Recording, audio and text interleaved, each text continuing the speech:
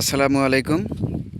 দেশ ও প্রবাস থেকে যারা আমাদের এই ভিডিওটি দেখছেন সকলকে বিডি চলন বিলের পক্ষ থেকে শুভেচ্ছা। এটি চলন বিলের সবথেকে নিম্নতম অঞ্চল, চলন বিলের তলা হিসেবে বিবেচিত মাগুরা বিনোদ মৌজা। তাই আমরা আসছি আসলে চলন বিলের কৃষি সম্পর্কে আমাদের আজকের এই ভিডিও।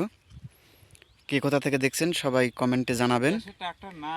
আসলে আজকে আমরা একজন সফল উদ্যোক্তার গল্প শুনবো।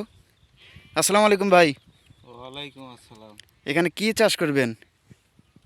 এখানে শাকসবজি। শাকসবজি তো বিভিন্ন ধরনের শাকসবজি আছে, সেক্ষেত্রে আপনি কি চাষ করবেন? এখানে লাল শাক, তারপরে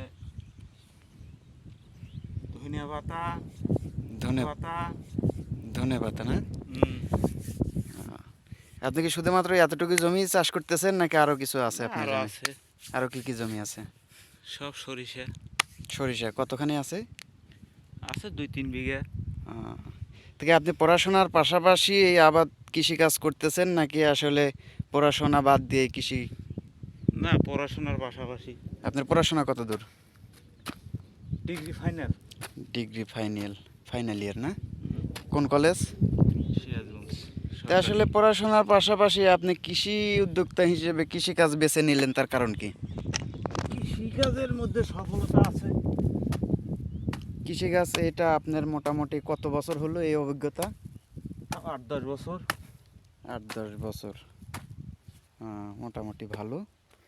তা আসলে এই যে দেখা যাচ্ছে এর সরিষা না? সরিষা আছে এখানে।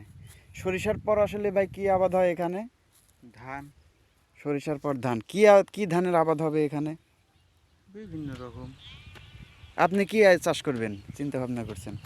29 B29 নামে পরিচিত না? বিধান 29।